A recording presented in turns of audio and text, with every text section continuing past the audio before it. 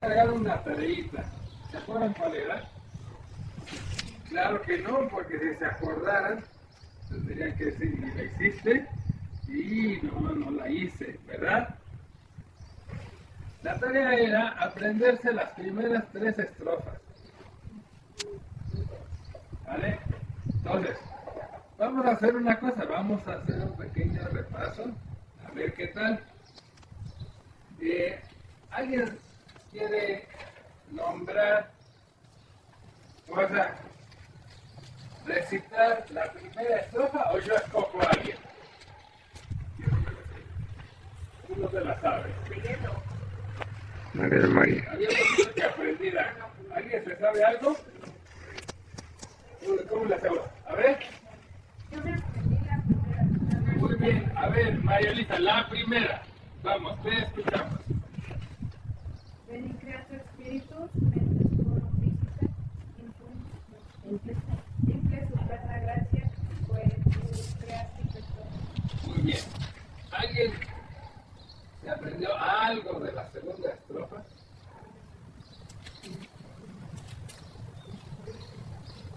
Vamos. Anímense, aunque sea un pedacito. ¿Cómo empezaba? ¿Qué? Cuidicheris Barakli. Cuidicheris Barakli. Altissimi donum Dei.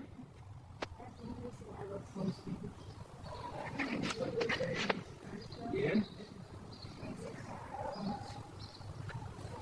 Vamos a ponerle una pequeña pausa aquí.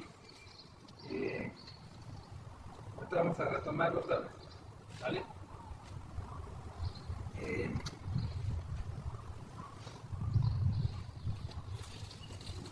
La invitación es esta. ¿Por qué la memoria? ¿Por qué la memoria? ¿Se han puesto a pensar en eso?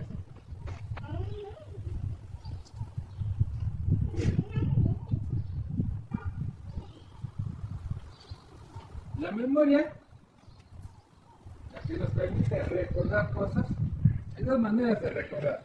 Una es reconocer cuando vemos una imagen, un texto, la cara de alguien o un sabor, decir, esto ya lo había vivido, esto ya lo había visto, esto ya lo había escuchado. Es una manera, lo reconozco como algo que ya había experimentado. Y la otra es, bueno, sin tenerlo presente, poderlo elaborar de nuevo con su mente. Por ejemplo, lo que estábamos diciendo ahorita, ven y crea tu espíritu, mente, tu obra. ¿Vale? ¿Por qué es importante recordar cosas? ¿Se han puesto a pensar en eso? Hay una película, que yo no sé si sea para niños o no, de una chica que tiene un accidente, se golpea en la cabeza y se le olvida siempre quién es. Y su novio, o su marido, no me acuerdo bien. Era su novia. Su novio. Todos los días tiene que, ¿cómo se llama? Volver a recordar. Tiene que recordarle quién es y que tiene un novio. Y todos los días y otra vez, y de eso se trata la película. Y eso hace un poquito para acá, Miguel, para que Maya pueda ver. O bueno, ve balanceándole para que no se quede sin ver, ¿no? No, es que si me muevo más para acá se ve mejor, sí. No, Todos es que los está muy días, feo, pero... enfócale para este para arriba, no importa. Todos los días tiene que recordarle. ¿Por qué? Porque la chica no se acuerda, está bien desubicada. Ahora, no sé cómo le haga para recordarle, si cuando olvidas todo también olvidas el lenguaje. Pero bueno, aquí supuestamente el lenguaje no se le olvidó, y nada más se le olvidó quién era ella, quién es él, quiénes son sus padres, en dónde está, en qué mundo vive. Y tiene que estarle recordando todo el tiempo. ¿Se imaginan eso? O sea, volver a empezar desde cero todo el tiempo. Ahora, la idea también es recordar cosas que valgan la pena. Para todo lo demás, existe qué cosa. Existen los libros, los celulares, los apuntes. Pero hay cosas que vale la pena recordar siempre. Y piensa tú, cuando tu cabello esté cubierto de canas, ¿qué cosa quisieras recordar? Si acaso, no sé, las papas tardan 25 minutos y medio en tener su punto de cocción exacto. O si necesitas, qué sé yo, un interés del 3.5% compuesto de no sé qué para que valga la pena invertir. U otras cosas mejores que puedas seguir teniendo. Imagínate que un día tu vista deje de funcionar, que tu oído se empiece a dañar. ¿Qué cosas quisieras estar recordando? Obviamente los rostros de aquellos a quienes amas y su voz. Esa sería una, mínimo, ¿no? Pero otra pudiera ser, tal vez, este tipo de cosas, como estos signos. Y otras cosas que vamos a ir viendo. Ahora, la memoria hay tres maneras, o tres ayudas que tiene la memoria para recordar. Voy a decir desde la menos importante, pero más fácil de usar, a la más importante y más difícil. La primera, ¿cuál es? Cuando queremos recordar algo que no se nos olvide, ¿qué hacemos? Repetir, repetir, repetir. ¿Vale? Luego les voy a enseñar, porque científicamente está comprobado que puedes ir, al principio repites muy seguido y luego repites menos seguido y se sigue quedando en la memoria. Y así hay una especie como de gráfica que explica eso y que permite que utilices esa ventaja de cómo funciona tu mente para poder recordar muchísimas cosas usando poco esfuerzo. Esa es una. La otra es cuando lo que tratas de recordar está conectado con otras cosas. Cuando está relacionado con otras cosas, puedes recordarlo más fácilmente. Por ejemplo, si dices, no me acuerdo del nombre de el muchacho que está aquí enfrente. Ah, pero me acuerdo que su hermana está aquí, se llama María Elisa, se llama José. Entonces debe de ser Juan. ¿Y no les ha pasado que las mamás les cambian los nombres a los hijos? Y entonces tienen que decir toda la secuencia de hijos hasta que te atinan. Pero gracias a esa secuencia de hijos, pudo recordar tu nombre. ¿Sí me explico? ¿Por qué? Por las relaciones que hay alrededor. Y lo mismo puede ser de personas, puede ser de lugares. Por ejemplo, cuando recuerden más adelante estas clases que recuerdan este parquecito, les va a ayudar a recordar. Y hay una tercera manera de recordar. Cuando algo deja una huella profunda en tu corazón o en tu alma. Por ejemplo, algunos de ustedes saben que no debe agarrar cosas calientes. No. Cosas calientes, sí. Se quedó el sartén en el estufa y no debes poner tu mano. ¿Alguna vez se les ha olvidado? Claro. Sí, con el tomate. ¿Y qué pasa con ese día que se te olvidó? Te metes a quemar de tu vida y ya no se te va a olvidar. O algunas reglas de cómo comportarse en sociedad. Y el día que no lo hiciste el ridículo de la vida y hasta quisieras borrar ese momento de tu mente y no puedes. Pero te acuerdas, tuvo una fuerte impresión en tu alma. Otras cosas que no olvidas son, por ejemplo, a ver, los hijos me van a ayudar muchísimo con esto. Por cierto, ¿qué hora es? Muy tarde. 9:16. 9:16. Vamos avanzando. ¿A qué hora termina? Nosotros terminamos aquí como al 10 para las 10. O sea, tomamos una parte de descanso, así que si alguien tiene hambre, tráiganse todos los alimentos posibles. Y hoy empezamos tarde porque andábamos viendo lo de la obra de teatro. Entonces, recordemos, a ver, hijos, le dicen, papá, mamá, ¿cuándo va a hacer tal cosa? ¿Cuándo me vas a poner tal película? ¿Cuándo me vas a llevar a tal lugar? ¿Cuándo me vas a comprar tal cosa? El vienes por la tarde? ¿Y qué vienes por la tarde? Mamá, papá, eso que prometiste que ibas a comprar, a llevar, a decir, a hacer, ¿qué pasó? ¿Y qué dice mamá, papá? Ay, señor. ¿Qué? ¿De qué hablas? Esto, acuérdate. ¿Qué pasó ahí? Que para el niño era significativo, para el papá no. El niño lo tenía en su corazón y lo estaba recordando. Ahora vamos a decir que fue el miércoles. El niño lo recordaba el miércoles, el jueves y el viernes. Y el viernes aparte desde todo el día, desde que amaneció hasta... El papá a la mamá le dijo eso no porque no quisiera hacerlo, buscó un hueco en su agenda mental y tal. Pues ya que quedó ahí, como ya quedó en esa fecha, ya no se tiene que preocupar de eso ahora y se lo olvidó. ¿Y me explico? Lo mismo al revés. Les digo, a ver, hay que memorizarse los primeros 3 estrofas del himno Veni Creator. Sí, está bien, profe, va. Pasa lunes, martes, miércoles, los memorizamos. ¿Qué?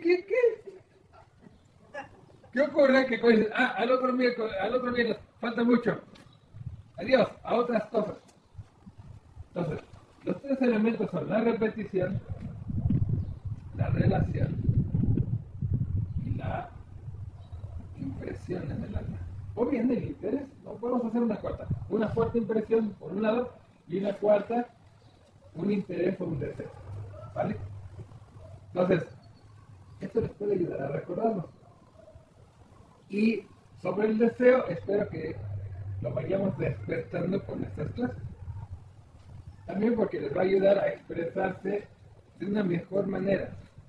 Ahorita estamos aprendiendo las formas. Ustedes tal vez no se dan cuenta porque no les estoy dando técnica como harían los modernos. No, miren, aquí hay un verso de tantas sílabas, de aquí rima. No. Pero a través de tener los mejores textos de la historia de la humanidad, algo se nos va pegando, algo de su belleza se nos va pegando, y ahí es donde espero que se despierte un poquito el deseo. La repetición y la relación ya es cosa de ustedes. ¿Vale? Les voy a contar una pequeña historia. ¿Qué hora es? Muy tarde. 9:29. Ok. ¿Hasta aquí preguntas? Ok. Hoy convenía el salón para hacer un mapa. Pero vamos a ver si funciona. Imagínense que esto es un pizarrón. Wow. Qué pizarra. ¿Ya? Entonces, en ese pizarrón vamos a dibujar un rectángulo por aquí. ¿Cuadrado? Este cuadrado es España. Aquí abajito está África. Aquí está Francia, Inglaterra, Alemania, Italia, Grecia. Si y quieres, Argentina. al rato lo edito. ¿Vale? Para que aparezca un mapa. Entonces, resulta que por ahí del poquito antes del año 500 llegan los bárbaros desde Rusia, desde Escandinavia, desde Ucrania y desde por acá, e invaden. ¿Por qué invaden? Porque se les acaba la comida. Y ven que allí hay muchas cosas. Cuando invaden, a diferencia de otros ejércitos antiguos que conquistaban y pedían tributo, no, ellos van con su ejército, pero van con toda su familia. Mientras que los griegos y los romanos cuando conquistaban, dejaban a la familia en casa, conquistaban, pedían tributo, y en todo caso uno que otro se mudaba para allá para gobernar bien de cerquita, pero la mayoría seguían donde estaban. Eso no, ellos venían con toda la población. Perdón, ¿puedes repetir el año? Hacia finales de poquito antes del año 500. ¿Qué pasa? Que invaden Roma, invaden Francia, invaden España, invaden Inglaterra, invaden el norte de África. Es decir, invaden la provincia de Italia, invaden las Galias, invaden Hispania, invaden Britania, invaden Cartago. Son los nombres antiguos. Eran provincias, no eran países. Y pues ahí estaba el Imperio Romano, que para entonces ya era cristiano, pero no puede con ellos. Entonces se viene abajo, como estructura de organización, se viene abajo. Pero no cae tan fácil. Y ocurre que los que llegan se mezclan con los que están y dicen, voy a gobernar como emperador romano. Entonces sube uno. Pero luego otro bárbaro va y los derroca. Y luego el emperador antiguo hace su luchita y queda otro ratito. Y luego lo vuelven a quitar. Y luego llegan otros bárbaros e invaden a los bárbaros que habían llegado primero. ¿Ya se lo imaginaron? Bueno, en uno de esos hay uno que se llama Teodorico, que logra, por un lado, hacerle la guerra a los otros bárbaros y a algunos los elimina, a otros los convence, a otros los derrota y logra hacer un pacto con todas y además hace un pacto con el emperador de Oriente. El imperio, por ahí del año 300, más o menos, se divide primero se dividió en 4 provincias y entonces tenía 4 emperadores. Luego con Constantino vuelven a ser uno solo, duran así durante un tiempo, pero para esta época ya tenías el Imperio de Occidente, que hablaban latín, y el Imperio de Oriente, que hablaban griego. El Imperio de Oriente no tuvo problemas. El que se cayó fue el otro, ¿vale? Teodorico negocia con el emperador de Oriente para que le dé su respaldo. Le dice, voy a gobernar al estilo romano. Aunque yo soy godo, culturalmente, racialmente, lingüísticamente soy godo, voy a gobernar como los romanos. Entonces, por un lado hizo pactos en Occidente y por otro hizo pactos en Oriente y estableció, digamos, en cierta manera fue emperador romano ese porque era romano. ¿Vale? Teodorico el Grande. Y después de hacer muchas barbaridades, dijo, bueno, ya tengo todo, ya lo tengo en paz, ¿qué hago? Tengo que aprender cómo se gobierna aquí. Y llamó a uno que se llamaba Casiodoro, senador. Era Magno Aurelio Casiodoro, senador. Lo llama a su corte para que los instruya. ¿Qué adivinen por qué los instruyó? Artes liberales. Y después de un tiempo, Casiodoro senador decide retirarse del Senado y de todo eso, e irse y fundó un monasterio mismo en Roma que se llamó Vivarium, donde juntó una gran biblioteca y a los monjes les enseñaba artes liberales. Esto es importante porque mientras el reinado de Teodorico no duró mucho, se vino abajo y otra vez guerras de unos contra otros. Simultáneamente vino otra invasión de bárbaros que eran los sajones, invaden la Britania y no se llevan con los bretones, ni con los celtas que eran los escoceses y los irlandeses. No se llevan con ellos. Entonces, para anunciarles el evangelio había que enviarle gente. ¿Dónde toman gente de acá, de este monasterio y de otros? Los mandan a Inglaterra, a Canterbury, a Londres, a Oxford. Primero a que prediquen el evangelio a los sajones, se convierten los sajones y luego les mandan a otros, pero ya con libros. Y adivinen que les enseñan. Entonces cultivan las letras antiguas, que vamos a verlas nosotros pronto. ¿Qué hora es? 25. Ok. Vamos a verlas. Esto es lo que les iba a contar hace 8 días, pero como me dijeron que no habían visto lo que en realidad sí habían visto, la vendí otra vez el rollo, pero está bien.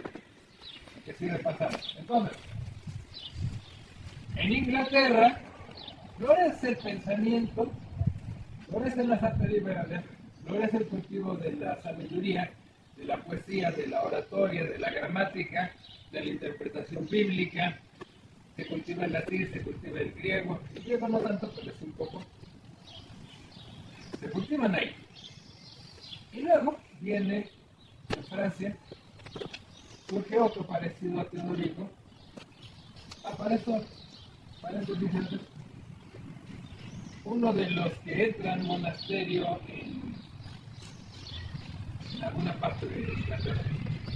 Dice, ¿sabe qué? Yo me voy a ir a anunciar el Evangelio a los bárbaros. Y se fue a lo que antes era la provincia de la Germania, que ahora se conoce como Alemania. No me acuerdo el nombre que tenía, pero lo apodaron el de la buena cara, Bonifacio. Y los germanos que andaban ahí, no los germanos romanos, sino los de origen sajón y nórdico, etcétera, que adoraban a Thor, Odín y otros personajes de los hombres X y de Marvel. Bueno, creían que sus dioses estaban en los árboles. Tenía cada uno su árbol sagrado. Entonces no me acuerdo si fue al árbol de Odín o al de Thor.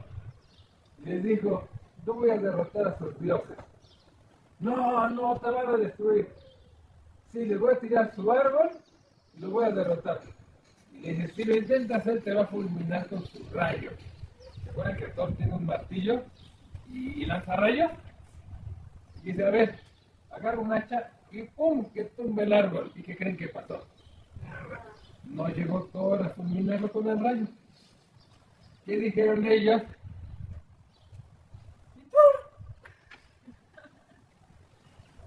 Se hacen cristianos junto con el rey. Y él fue el primer obispo en Alemania, entre los germanos bárbaros, no los germanos latinos, San Bonifacio, que murió mártir. Pero antes de eso, empezó a llamar gente de Oxford, de York, de Londres, de Canterbury, adivinen para qué. Tráiganme letras. Tráiganme letras. Y después fue, porque en Francia, igual entre todas las revueltas de bárbaros, había uno que se llamaba Plinio, y fue San Bonifacio a bautizarlo, y cuando se bautiza él, se bautiza todo su pueblo. Plinio, después conocido como Plinio el Breve, supongo que porque fue algo breve. Pero, descendientes de Plinio el Breve, había uno que se llamaba Carlos, y él terminó de consolidar alianzas, etcétera, etcétera. E hizo, otra vez tenía bajo su mando, toda la cristiandad de Occidente. Y dijo, necesito que mi pueblo se cultive porque andan que rebuznan. No, Carlos. Y entonces dijo, él es emperador del Sacro Imperio Franco-Romano, se lo conoce como Imperio Carolingio, de Carlos. ¿Y qué fue lo que hizo él? Necesitamos cultivar a la corte y a la gente que se eduque, porque tanto tiempo en guerra y aparte venían demográficamente de otra cultura que no tenían letras, etcétera, hay que cultivarlos. Monjes, ayúdenme. Y adivinen de dónde sacó a los monjes que les dieran las letras. De York, de Oxford, de Londres, etcétera. De la parte sajona donde hay un primer renacimiento. Entonces, hubo un refugio en Italia. ¿Cómo se llamaba el senador Carolino? No, Casiodoro senador. Pero él fue antes. Él se murió en su monasterio, como que se decía. Pero los monjes que él educó, muchos se fueron a Londres, a Oxford, a York y a demás ciudades en Inglaterra, y ahí crecieron y cultivaron la filosofía, el pensamiento, las letras, las artes liberales. Y ahí se los trajo y dijo, vénganse para acá. Vénganse porque necesito que me llenen a educar aquí a la gente. Entre ellos un tal Alcuino, que era de York, que era monje de York. Lo trajo, Alcuino. Y fue el que le ayudó a organizar la escuela palatina, es decir, la escuela del palacio, para que se cultiven las artes liberales, que organizó los monasterios de alrededor, que ya tenían algo, pero, digamos, les echó la mano. Alcuino ayudó a organizar. Y esto es muy importante, porque ha sido precisamente gracias a Alcuino, a Carlomagno, que así es como se le conoce, no Magno por simplemente tener un vasto imperio, sino por cultivar y por darle esa cultura antigua y rescatarla la importancia que debe, y gracias a ello la tenemos nosotros. Pero tiene un efecto muy poderoso. Les voy a platicar. Una de estas personas discípulos de Alcuino, se fue a continuar la obra de San Bonifacio. Se llamaba Rábano Mauro y compuso un himno. Y aquí es donde que ya llega. ¿Saben cómo se llama ese himno? Veni Creator. Siglo VIII, es el himno que tienen ustedes. ¿Cómo le dice que se llama? Rábano Mauro. ¿Rábano? Como rábano, pero en realidad es Rabanus Maurus. Pero en español, rábano como rábano, acento, Mauro. Rabanus Maurus. Otro día les presento una poesía de las artes liberales del siglo VII. Ese es del siglo VIII. O sea, él vivió entre el siglo VII y el VIII. En algún punto medio compuso el himno. ¿Vale? Luego les platico de otro que vino de España y se instaló también con Alcuino y después fue obispo de... ¿cómo se llamaba el lugar? Orleans, y compuso una poesía de las artes liberales, que luego la vamos a ver. Pero ahorita vamos a dejarlo así. Entonces, este es importantísimo porque permite que la cultura permanezca, la poesía, que permanezca la historia, la filosofía, la forma de pensar en ese tiempo. Que curiosamente los modernos piensan que eran días de oscuridad e ignorancia. Tal vez lo eran, pero por las guerras y en cambio había gente esforzándose en que tengamos este conocimiento. ¿Qué hora es? 9:34. 34, sí. ¿Vale? Rabanus Maurus, es así. ¿Pero él era inglés? Él no quedó. No, el que era inglés era Alcuino. Alcuino era de York y se lo trajo Carlomagno a hacer su corte. Se trajo a varios más. Rabanus Maurus, no sé si era inglés, pero San Bonifacio era inglés. Entonces vamos viendo cómo de Italia pasan a Inglaterra, de ahí pasan a Francia y Alemania. Esta transmisión de los estudios se le llama Traditio Studiorum, la transmisión de los estudios. Cómo se va trasladando de un lugar a otro y en el tiempo. Esto de aquí es lo que después, no ahorita, pero después va a dar origen a las universidades. También en la Edad Media. Aquí está la base, que es estructurar el pensamiento de una manera sólida, profunda y que desarrolla el ser humano. ¿Vale? Hasta aquí, preguntas. Hoy literalmente no hemos hecho gramática. Pero creo que vale la pena conocer un poquito de estas cosas. Y cuando haya oportunidad damos unas pequeñas cápsulas de esta historia. Entonces, estábamos en el himno, ¿se acuerdan? ¿Tienen ahí el himno a la mano? No, está bien. Muy bien. Vamos a dar la última parte a hacer algo de gramática. Paréntesis importante.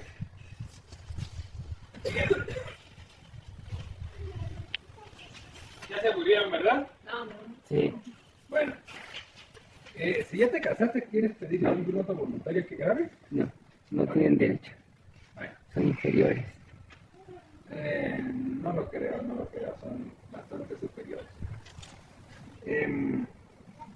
¿Qué estaba yo diciendo? Les iba a contar algo. En algunos lugares, ustedes van a ver sobre todo cartas pastorales de obispos o conferencias que mencionan tres cosas. Ante una situación que está ocurriendo en ese momento, un terremoto, muchos crímenes, unas elecciones, alguna situación complicada, o un desastre natural, o mucha pobreza. Ponen tres cosas, dicen, ver, y hacen una descripción. La segunda cosa dicen, juzgar, y hacen ahí un análisis. Luego, actuar, y entonces hacen una serie de propuestas. ¿Lo han visto sobre todo los mayores? ¿No les ha tocado? A los demás no les va a tocar. Es una técnica para analizar una problemática social. Ver, juzgar y actuar. Primero ves y entiendes de qué se trata. Luego juzgas lo bueno, lo malo, lo verdadero y lo falso. Y luego actúas. Supongo que se haga esto, aquello, lo otro. Es algo que puede ser muy práctico, por ejemplo, si viven en un condominio.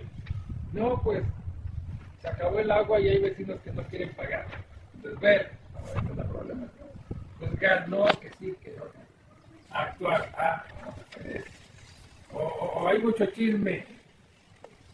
Ver, juzgar, actuar. ¿Sí lo ven? Adivinen qué. ¿Dónde creen que está calcado eso? Ver es aprender a comprender, El método de los 5 interpretar. Ver la gramática, la interpretación, percibir correctamente. Juzgar es la dialéctica, utilizar la lógica para distinguir lo verdadero de lo falso. Y actuar es la retórica, un comportamiento ético y una acción de la comunidad. ¿Se lo ven? Bueno, decíamos estar los párrafos, ¿no? La vez pasada habíamos dicho, empezábamos a hacer una especie de traducción. ¿Tienen a la mano la traducción en español? Sí, para que lo tengan lado a lado. Entonces, habíamos dicho que los primeros 3 versos, la primera estrofa era como algo general, una invocación con una petición de ven a visitar nuestros corazones. Y luego venían las siguientes 2 estrofas, describían cómo es el Espíritu Santo. En español decían tú el que llaman el Paráclito, cómo era don de Dios Altísimo, fuente viva, fuego, caridad,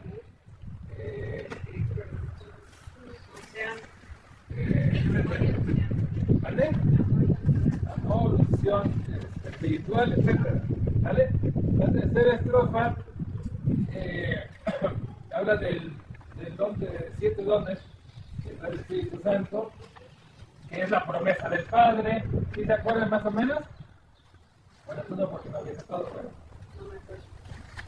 Entonces, decíamos que tiene esa estructura. Vamos a seguir en español. ¿Qué más dice? ¿Quién me ayuda a leer despacio? La cuarta que dice enciende, ¿qué? Enciende la luz en nuestros espíritus. Infunde tu amor en nuestros corazones, confrontando con tu auxilio continuo la flaqueza de nuestra carne. Muy bien, ¿el que sigue? Aleja más y más a nuestro enemigo y danos pronto la paz, para que así, guiándonos, evitemos todo mal. ¿El que sigue? Haz que por ti conozcamos al Padre y que conozcamos al Hijo, y que creamos siempre en ti, oh Espíritu que procedes de ambos. Gloria sea dada a Dios Padre y al Hijo que resucitó de entre los muertos y al Paráclito por los siglos de los siglos. Amén. Amén. Notan que la primera estrofa tiene una invocación y luego una petición. Las segundas 2 estrofas hablan de títulos del Espíritu Santo, lo están reconociendo. El de los 7 dones, fuego, caridad, don altísimo, unción espiritual. Las siguientes estrofas, ¿qué hablan? Que luego viene otra vez petición. Son peticiones. La primera petición es sobre nuestra alma. La primera estrofa habla sobre nuestra alma. La segunda estrofa, la estrofa 4 son peticiones a nuestra alma. ¿Cierto? La estrofa 5, ¿qué tipo de peticiones son? ¿Respecto a qué? Al enemigo, a que nos proteja del mal. Y la estrofa número 6, Respecto a Dios, respecto a Dios, a la Trinidad. respecto a la Trinidad, pero son peticiones. Ya luego la estrofa 7 es una glorificación de la Trinidad, ¿cierto? Bueno, esto que hicimos ahorita después de la lectura, de la narración, que es un resumen, ¿vale? Entonces, ahora vámonos a ir al análisis de las palabras, pero en el texto latino, ¿les parece? ¿Qué hora es? Está bien. 41, le doy campeón. 41. 42. Solamente vamos a hacer la segunda estrofa. La segunda estrofa, que ya habíamos leído la vez pasada, ahora vamos a verla. ¿Cómo dice el primer verso? Dice, ¿qui qué? Qui diceris paráclito. A ver, paráclito es una palabra que a veces dice en español, es el consolador. ¿Vale? Qui diceris es que eres llamado, o que te llaman, o que dicen que eres, o, ¿sí me entienden? Diceris es de decir y qui es de qué. Luego, ¿cómo va la siguiente estrofa? Qui diceris paráclitos. Altissimi donum Dei. Vamos a ver, altissimi le suena. Ok, Dei quiere decir de Dios. Lo de medio donum, ¿qué será? Don. ¿Y qué significa don? ¿Han oído hablar de la palabra donación? Algo que se da. Algo que se da, que se regala. Entonces es el don altísimo de Dios. ¿Luego qué sigue? Ok, fons es fuente. ¿Vivos? ¿Qué será? Viva. Fuente viva. Ignis. Esa palabra, a ver, ¿quién le adivina? Fuego. Ubica la lengua de fuego. Entonces, fuente viva, fuego, caritas, necesitará traducción. Ok. Y luego, la última parte dice, ¿qué? Ok, ¿qué significa eso? ¿Qué significa unción? ¿Y qué significa ser ungido? ¿Con qué palabras se relaciona? Untar. El aceite te lo pones, ¿cómo me explico? Es la unción, el untado, el aceite espiritual. Ahora, ¿ya vieron qué tiene de raro esa palabra? ¿Cómo dice? Espiritualis. No deberías decir cómo. Espiritualis. Tampoco no. Entonces estamos empezando a ver lo que es la enmendación. ¿Y por qué dice espiritualis y no espiritualis? ¿Les cuento? En latín existen dos maneras de decir, spiritualis o espiritual. Spiritualis es más antiguo, pero hay otra razón. Esa razón es una palabra que sí existe, pero es para que alcancen bien las sílabas. ¿Sí me explico? O sea, en español el U y el A es corta, pero alguien podría entenderlo como largo y entonces cantar espiritualis y ya no le cuadra. Entonces, spiritualis, que es la forma antigua, se utiliza. Muy bien. La siguiente, ¿qué dice? ¿Tú qué? Ok, vamos a ver. Septiformis, ¿entendemos? ¿Tú? ¿Se entiende? Ok. Septiformis tiene dos partes. Septi y formis. Es decir, el que viene en 7 formas. A través de 7 formas. ¿Cuáles formas son? Muy bien, los 7 dones. ¿Se acuerdan cuáles son?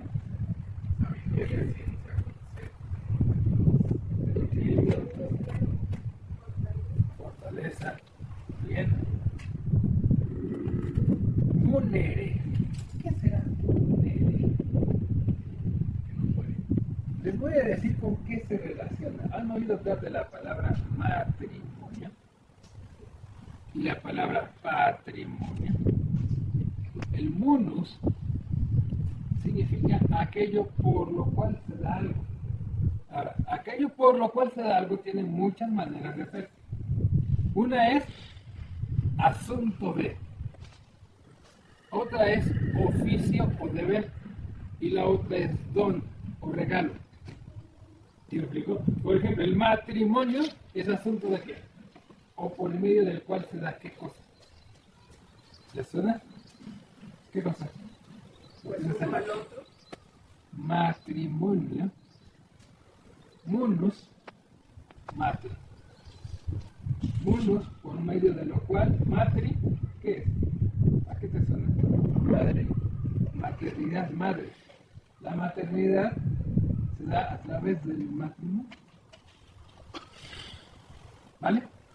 Entonces, ahora, se puede dar como oficio o deber o como don. ¿Y aquí qué caso sería? ¿Es deber del Espíritu Santo darnos?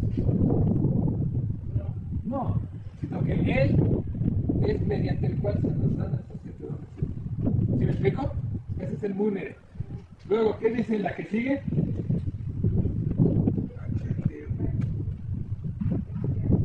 Digitus paterne dextere. Vamos a ver, digitus, ¿te suena? Digital, dedo, el dedo. Paterne es del padre. Dextere es la palabra que no nos suena. ¿Han oído hablar de diestra? Es la mano derecha. Entonces le está diciendo el dedo de la mano derecha del padre. ¿Qué significa? Que a través de él el padre hace cosas importantes. ¿Sí lo ven?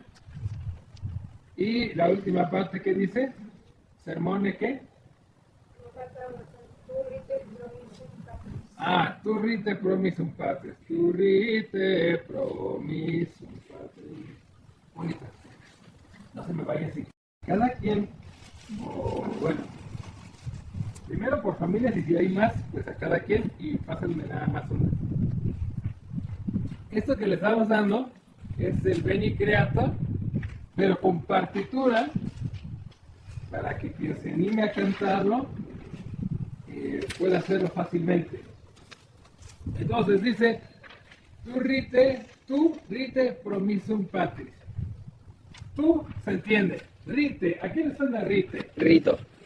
A rito, pero no rito el de Winnie Pooh, el cangurito, sino a rito como el rito ritual. Rito significa aquello que es debido o conforme fue establecido desde antiguo. El ser humano es un ser con rituales. Quiero que se den cuenta esto, sobre todo los más jóvenes. Juan, José, ustedes cuando se van a dormir, a ver, es más fácil que se dé cuenta el otro.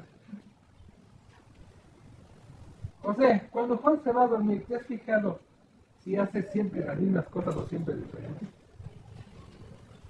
¿Y tú de él? A ver, alguien más observador. Miguel, ¿tú cuando vas a dormir haces las mismas cosas o distintas? No te fijas. Las mismas, parecidas. Hacen las mismas cosas. Observen, cuando él se va a dormir, siempre hace las mismas cosas. Le cambia tantito. De vez en cuando hace diferentes, pero van haciendo las mismas. Es más fácil verlo en el próximo. ¿Vale? Entonces, eso es un ritual, pero no es un ritual sagrado. Es una rutina que también viene de ahí. Quiere decir lo establecido desde antiguo. Entonces aquí está diciendo, tú, el que ha sido prometido desde antiguo y debidamente prometido. O sea, el que nos fue prometido desde antiguo por parte del Padre. Promisum es promesa y patris es del Padre. Tú, el prometido del Padre desde antiguo. Y la última, ahora sí la última, y ya con esta nos vamos. Sermone, ¿qué? Sermone ditans gutura. Sermone, sermón, es el discurso, pero no como los modernos políticos que bla, bla, bla, bla, sino algo que tiene contenido y sabiduría. Ditans es dotar. Ditans, ¿han oído hablar de dotar? Dotar quiere decir dar, rellenar, equipar, ¿sí me explico? Entonces, sermone ditans, es decir, el que nos da el discurso sabio, elocuente, verdadero, gutura. ¿Han oído hablar de gutural? La garganta. El que pone su sabiduría, su discurso sabio en nuestra garganta. ¿Sí me explico? Ahora, a nosotros en español no nos suena garganta, pero adivinen qué está aquí. A ver, hablen y pongan sus dedos. Las cuerdas vocales. Entonces, cuando alguien les dice que toda lengua proclame que Jesucristo es el Señor para gloria de Dios Padre, ¿qué órgano están usando? La lengua, o que dicen las bocas, es parte de las palabras. Lo mismo, pero la garganta, porque aquí está la voz también. Les hubieran dicho bocas, lengua, les dice garganta, pero no se refiere a que te ahogues, sino que coloca tus palabras, pero no como palabras sueltas, sino como sabiduría, como discurso en tu boca. ¿Vale? Vale. ¿Preguntas hasta aquí? Yo me voy a clase. Gracias. Muchas Sale. gracias.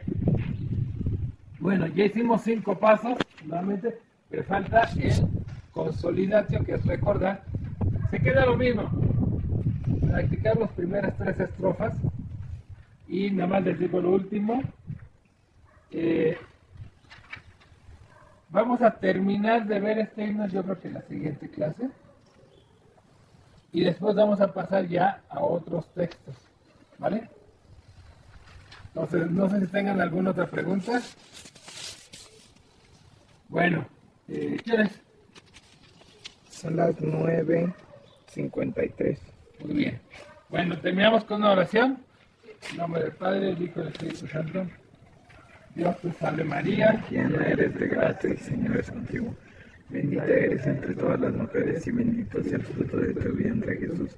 Santa María, Madre de Dios, ruega por nosotros pecadores, ahora y en la hora de nuestra muerte.